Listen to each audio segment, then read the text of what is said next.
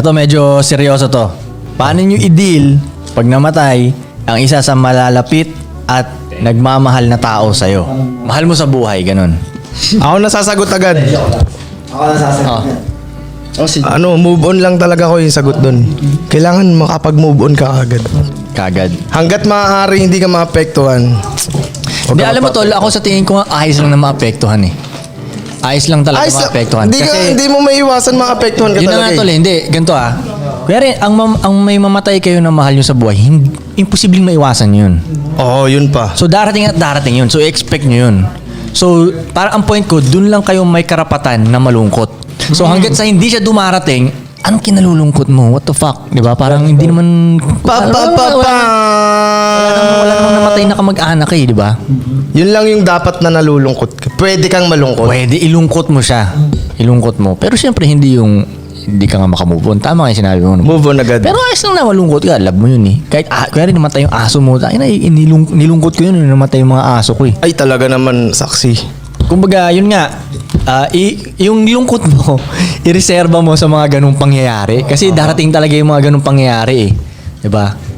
So, ireserba mo yun. Hindi yung ang bilis mo, mga maliliit na bagay, ilungkot mo na agad sarili mo, sad boy ka na agad.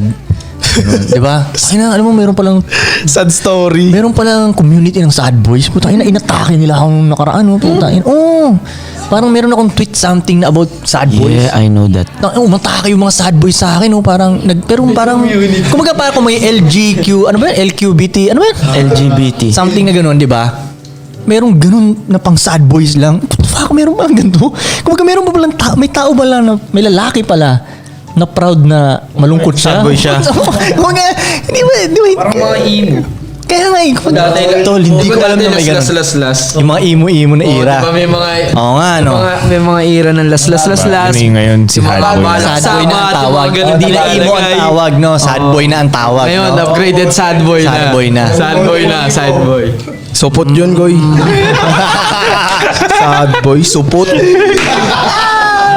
Ireserba niyo na lang yung lungkot nyo, no? Umanda na ata yung mga sad boy.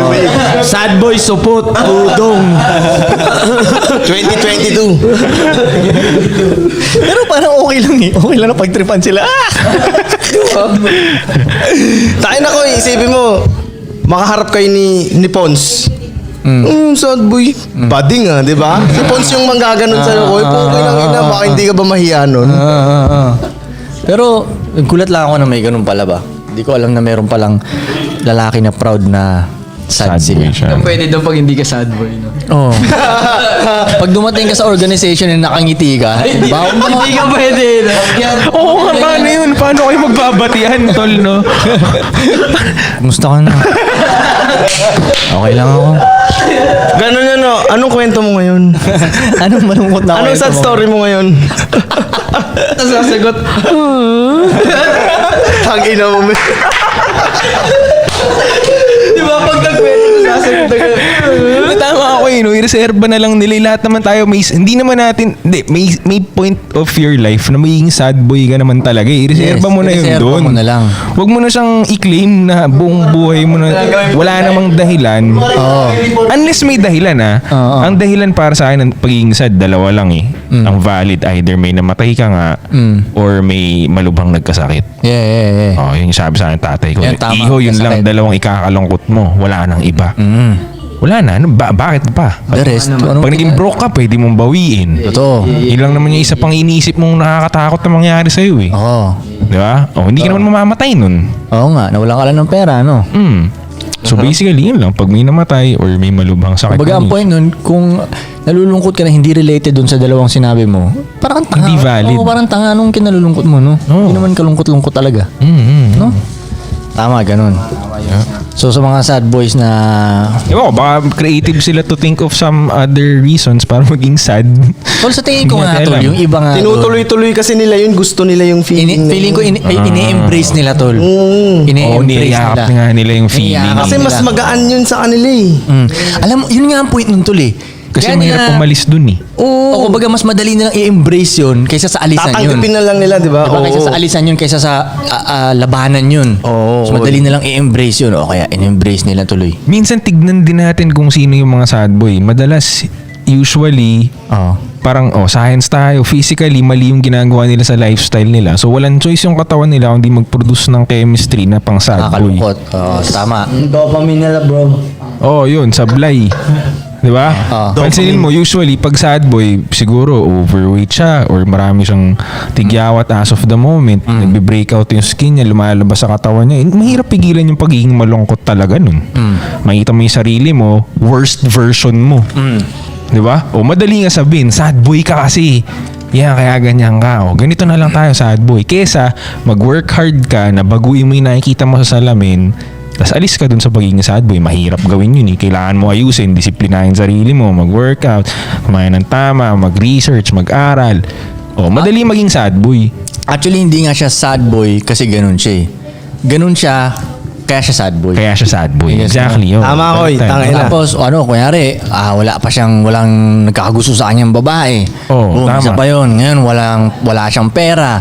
O isa pa yun, di ba? Kaya ka sad boy. Kaya ka sad boy tuloy. Lahat yun, pwede mong maayos nga lahat yun. Hindi naman yan disease eh. Hindi naman siya parang... Exactly. Hindi naman siya yung parang nakakahawa. AIDS Lahat na pag yun, nalagyan ka ng ganun.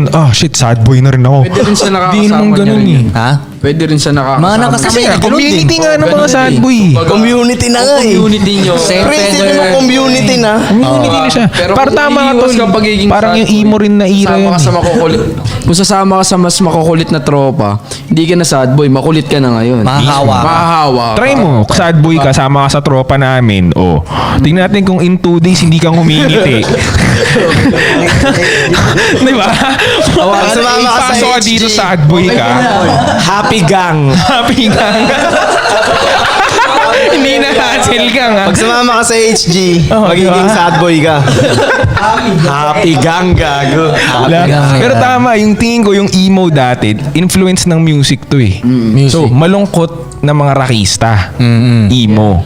So, ngayon, yung malulungkot na medyo hip-hop, sad boy yung labas. Tama. Oo nga, no?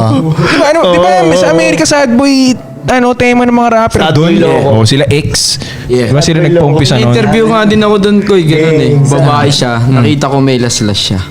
Tapos sabi niya, parang nga akong tanga nito kasi dati, ano yung pinapakinggan kong music eh. Nadala siya dun. Nadala siya doon. Tol, alam mo, Tol, Sad girl siya. Tol, sinabi ko yun sa sinabi ko yun sa isang babae ko na, itigil mo makinig ng mga sad music. Tama. Parang doon ka kaya ka magiging syempre, ang babae emotion yan sila, 'di ba? So nahahawa sila kung ano ang pinakikinggan nila, 'di ba? Tol, alam mo ba, sabi nga nila, ang number 1 na requirement ng tao basically to live is for nourishment is food. Di ba? Pangalawa, words. Words ang bumubuhay sa atin. Like, di ba, kung anong gagawin mo today, words. Kung maganda ba yung narinig mo today, pangit ba yung narinig mo today. Basically, yung isip mo, laman niya kung ano yung mga narinig mo eh. Kung bata ka pa lang, traumatize ka na, paglaki mo, damage ka. Diba? Parang ganun siya, most likely. Pero pwede mo naman baguhin yun. Di sumama ka sa maayos yung sasabihin sa'yo, i-reverse natin yung trauma mo. So kung ano ang naririnig nga nila talaga. Words, napakahalaga ng words. Ang music pa naman, ano yun eh, kumbaga voluntary mong papakinggan na words nung by another person eh. Voluntary. So tignan mo muna kung itong person ba na to napapakinggan mo, worth it pakinggan, okay ba siya? Kasi baka malungkot yung buhay niya kaya siya nakagawa ng ganyang kanta. So kung gusto mo malungkot as of the moment, pakinggan mo na lang siya. Pero kung ayaw mo, di huwag ka makinig sa kanya. Doon ka sa gumagawa ng pera, doon ka sa masaya yung sinasabi. Diba? Ganun lang. Para din sa akin sa mga nanonood dyan na gumagawa ng sad, hindi lang sa music, sa content, medyo mapapapalakpak pa ako sa kanila na which is isa din sa nagpatagal sa akin na dati ko din kasing ginawa yun eh. Sa totoo lang, yung mga sad music? yung mga tropa ko nga nun, kagaya ni Bugoy, parang nung ginagawa ko yung mga sad music era ko, parang Natatawa talaga. natatawa talaga si Bugoy, ganun. Kasi takay na, ano na yan, ang lambot mo na. Hindi lang si Bugoy, pati yung mga kuya-kuya na iba na mga kaedad ni Bugoy. Nalalambutan sila sa akin. Parang di nila maintindihan yun na may sad music na nga yung era nila. X, parang sinasabi mo, ganun. Isa sa nagpa-embrace sa akin konti dun is Sa yung... sad music? Ano? Kasi nagagawa, nakamonetize pa, namomonetize ko pa siya ko eh. Pero bilang pinagdaanan ko yun, anong tawag dito?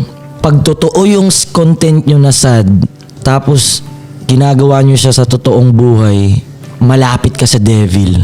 Yun na lang din ang... Because?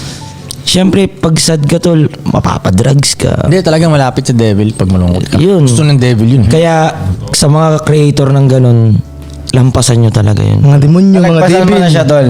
Oo naman tol. Nice, nice. Nalampasan ko na tol. Siguro pwede Malalaman din. mellow music. Pwede, kwento mo yung nakakalungkot na part, pero kwento mo rin yung paano umangat. Ay, sabihin mo na lang na tama ako, Diba? Tiles, para mas maikli yung usapan. Sabihin mo na lang na tama yung mga sinabi ko sa'yo dati. Oo. Tama ako. Iba pa rin. Yes! Nakarinig din ng ganun, Koy! Koy, ngayon lang ako nakarinig na tama kay Ives galing. Galing kay Ives. Pero- Tama ka? Ha? Tama ka galing kay Ives, ngayon lang ako nakarinig. Pero ang sarap kasing pinakita ko yung mali, tapos tinama ko siya. Yeah. Yun, Sarap. tama dun. Gusto kong ipakita yun talaga. Kaya Inaikido mo. nagpapakatotoo din ako na, nagkamali ako. Pero makikita niyong tatama ko to. Oo. So, yung ang maganda sabihin mo, nagkamali ako, tama ka, Koy.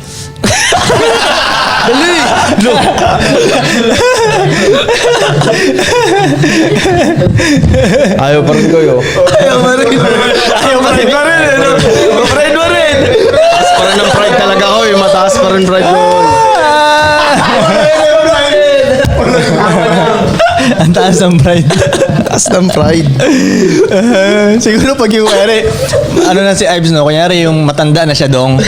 Tapos yung parang mahina na siya. Kunyari buhay pa rin ako noon, di ba? Ives, sabihin mo na. Tama ako. Namatay pa rin.